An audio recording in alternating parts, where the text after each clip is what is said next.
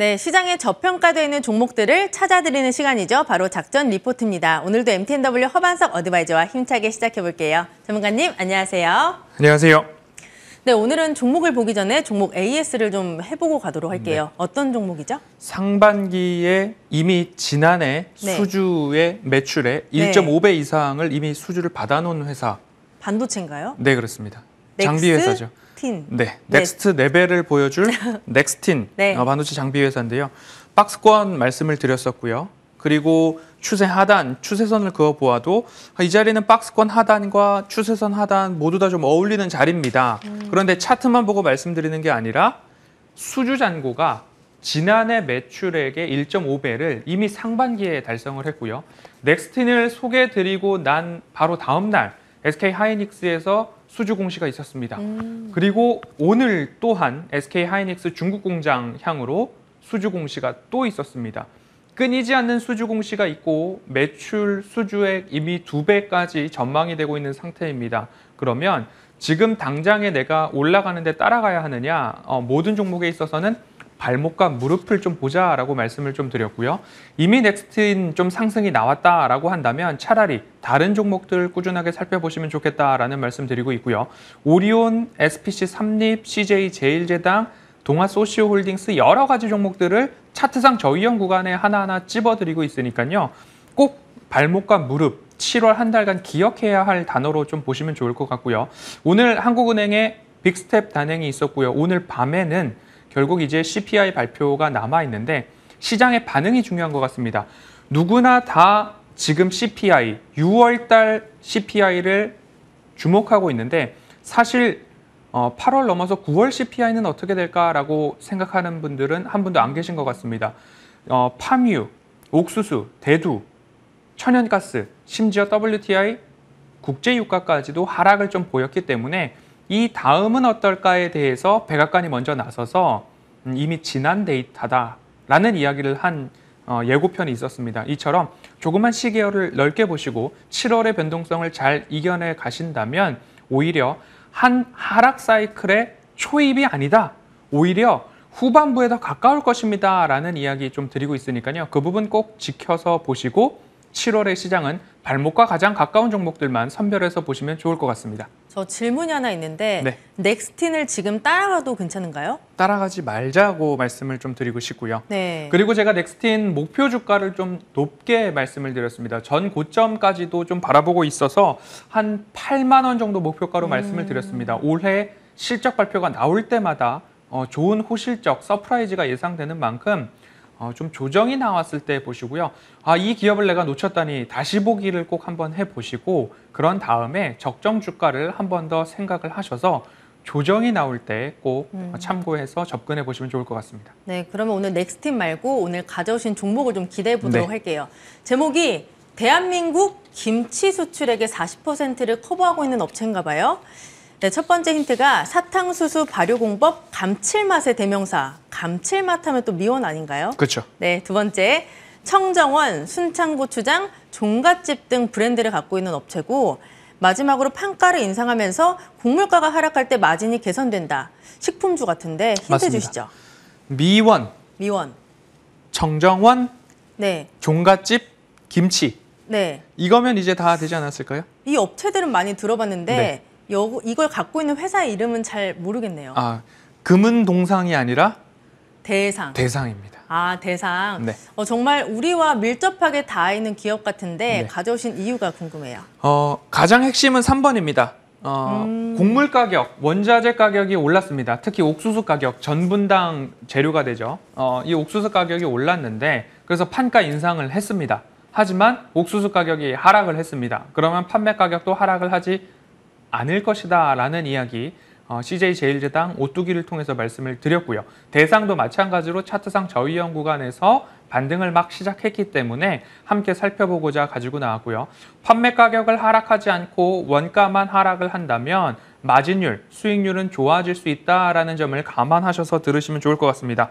먼저 1분기 실적 보도록 하겠습니다. 매출액은 9,868억 원으로 전년 동기 대비 21%의 성장, 영업이익은 428억 원으로 전년 동기 대비 22% 역성장을 했지만 직전 분기 대비로는 146%의 성장을 좀 보였습니다.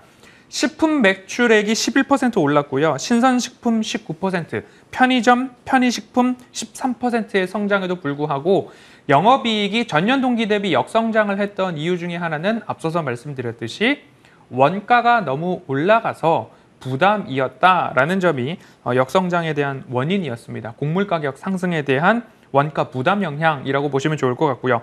그리고 식품 사업 부문과 소재 사업 부문이 있는데요. 소재 사업 부문에 있어서는 전분과 전분당, 올리고당 이런 이야기 들어보셨을 겁니다. 이런 제품들에 있어서 매출이 발생을 하고 있고 사료 첨가제의 필수 아미노산이죠. 라이신이라는 것에 매출도 호조를 보이고 있어서 오히려 소재 매출은 전년 동기 대비 44% 증가를 보였다라는 점들을 감안해 보셔서 대상 같은 경우에는 식품 쪽의 매출 하나, 그리고 라이신 같은 소재 부분의 매출 두 가지로 구성이 되어 있다 살펴보시면 좋을 것 같고요. 2분기 매출은 그럼 어떻게 되느냐?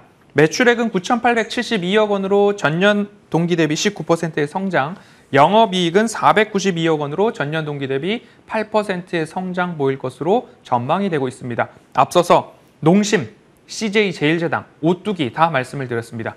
과자, 라면의 주 원료인 팜유, 하락을 보였기 때문에 가격이 올랐으나 판가, 원가는 내려가고 판가는 오른 상태로 그대로 유지된다라고 한다면 수익률은 꾸준하게 늘어날 것이다 라고 보시면 22년도 매출과 이익에 있어서는 좋아질 것이 오히려 조금 확실시 된다라고 좀 보시면 좋을 것 같고요. 농심도 2분기 실적 발표가 바닥일 가능성 가장 높다라는 말씀을 드리면서 작전 리포트에서 미리 안내를 드렸죠. 그 부분까지 참고를 해보신다면 판가는 이미 올렸는데 곡물 가격은 떨어지고 있고 판매 가격을 그대로 유지시킨다라고 한다면 기업 이익 측면에서는 여전히 좋은 실적이 나올 것으로 전망이 된다라는 부분 좀 참고를 해보시고요.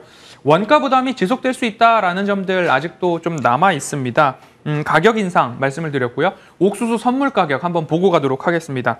소재 부분에 있어서 옥수수 선물 가격이 어마어마하게 상승을 해서 1분기, 2분기 좋지 않았습니다. 그런데 화면에 보시듯 선물 가격에 있어서 엄청난 하락을 좀 보였는데요. 지금 전쟁 전 화면과 그리고 상승 때 그리고 다시 현재 전일 종가 기준입니다. 그러면 2월 초입 부분에 있어서 엄청난 상승을 하기 직전 가격까지 다시 되돌아왔습니다. 저 밑에 그러면 파란 부분인가요? 그렇습니다. 이렇게까지 떨어졌다라는 거죠. 그러면 팜유와 대부분 가격들이 팜유는 오히려 전쟁 이전까지 더 내려갔고요. WTI 국제유가도 전쟁 이전까지 내려오고 있고요. 그리고 옥수수 선물 가격도 전쟁 가격대까지 내려와 있는 상황이기 때문에 이 정도로 구성이 되어 있다라고 한다면 오히려 판매 가격이 내려가야 되는 거 맞지 않을까라는 생각, 농심이 2분기 실적 바닥, 대상도 이미 판매 가격을 올렸기 때문에 일정 부분 기대를 해보겠다. 그런데 그 기대감이 22년도까지 총 실적을 한번 보시면 좋겠다라는 말씀 함께 기억해 보시면 좋겠습니다. 최근에 식품이나 음식료 종목을 굉장히 많이 가져와 주셨잖아요. 근데 주가가 그 정도 메리트가 있는지도 궁금하네요. 네, 그럼 먼저 차트를 좀 볼까요? 차트를 먼저 좀 보여주시면 차트상 저위험 구간에서 오뚜기, 오리온, 농심, SPC, 삼립 모두 다 좀 말씀을 드렸는데요. 대상 같은 경우에도 추세선을 한 10년 이상치를 놓고서 본다라고 한다면 코로나 팬데믹 때 구간의 저점, 그리고 초기의 저점, 그리고 지금의 저점이 추세선 저점, 가격적 모멘텀에 부합하는 모습이고요. 그리고 박스권으로 본다라고 한다면 거의 1, 2, 3, 4, 5, 6년 동안의 박스권 흐름들이 좀 나타나고 있습니다.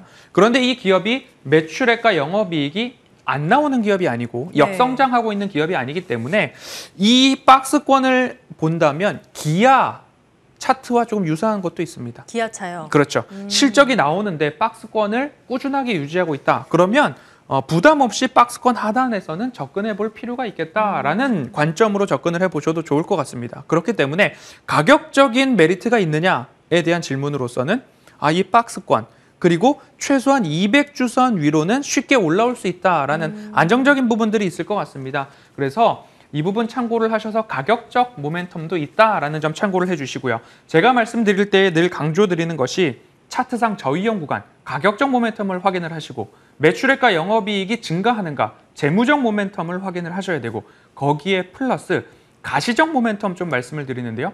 공장 건설에 있어서는 착공보다도 완공이 중요하고 완공보다도 가동이 중요하다. 정상 가동률이 좀 나와야 되는데요. 오리온 같은 경우가 바로 그 핵심 포인트였죠. 러시아 지역에 신규 공장을 가동하는데 건설을 했는데 기존 매출액 대비 60% 이상의 증가율을 보인다라는 점을 참고해 본다면 이 대상 같은 경우에는 LA 지역의 김치 공장이 지난 3월에 완공이 됐습니다. 그럼 정상 가동률까지 올라오는 데에 올 연말 이후면 매출 인식이 될 것으로 좀 보여지고 있고요. 대상 같은 경우가 우리나라 김치 수출액 전체 매출액 중에 40%를 담당하고 있는 기업이 대상 종갓집 김치라고 합니다. 그러면 미국 공장에서만 연간 매출액 1,000억 정도가 전망이 되고 있기 때문에 완공이 되었다. 이제 가동을 기다리는데 3월에 완공이 되었으니까 적어도 올해 연말이면 정상 가동률이 되지 않을까 전망이 나오고 있기 때문에 이 부분 참고를 해보신다면 가격적 모멘텀, 재무적 모멘텀, 가시적 모멘텀까지 들어맞는 기업이 대상이다라고 말씀드릴 수 있겠습니다. 근데 가격이 지금 최근에 계속해서 박스권에서 움직였잖아요. 네. 이거를 탈피를 할까요? 박스권 다시 차트를 보면요. 박스권은 오히려 일부 이탈을 했습니다. 이탈을 했고 추세선을 보니까 이탈을 했지만 추세선 저점에 맞아 있더라 라는 점입니다. 이 부분을 뚫고 내려간다면 오히려 손절에 대한 각오도 해야 되겠지만 제가 말씀드릴 때 하방은 제한적이고 상방은 오히려 더 높은 그런 모멘텀을 갖고 있고 여기에서 매출이 적자다라고 하면 작전 리포트에서 소개를 드릴 수 없었겠죠. 그런데 매출이 좋고 영업이익 좋고 원가가 다시 국제 곡물 가격이 내려왔기 때문에 마진율 좋아질 수 있다라는 점, 2분기 실적이 바닥일 수 있다라는 점 한번 참고해 보시면 좋을 것 같고요. 가격 전략 말씀드리겠습니다. 21,500원 이하 권역이 이 박스권 하단 최근의 부근으로 좀 보입니다. 그러면 제가 말씀을 드리죠. 무릎이 아니라 발목과 가장 가까울 때 보시자라는 말씀 드리고 있고요. 내일 CPI 발표가 있는데 오늘 밤이죠. 우리 시간으로는 오늘 밤 CPI 발표가 있습니다. 장 후반에 변동성이 얼마나 나올지 모르겠고요. 그리고 내일 아침에도 어떤 변동성이 이루어질까 혹은 7월 말 FOMC 회의를 기점으로 변동성이 한 차례 더 나올 수 있다. 이번 주에도 일정이 많죠. 옵션 만기일이 목요일 우리나라, 금요일 미국 예정되어 있습니다. 변동성을 활용하셔서 가급적 모든 종목들을 발목과 가장 가까울 때 보시고 대상 같은 경우에도 21,500원과 가장 가까울 때 도전을 해보시고 목표가는 먼저 3만 원 제시해 드리도록 하겠습니다. 네, 오늘의 저평가된 종목은 대상이었습니다. 참고해 보시길 바랄게요. 오늘도 MTNW 허반석 어드바이저와 함께했습니다. 고맙습니다.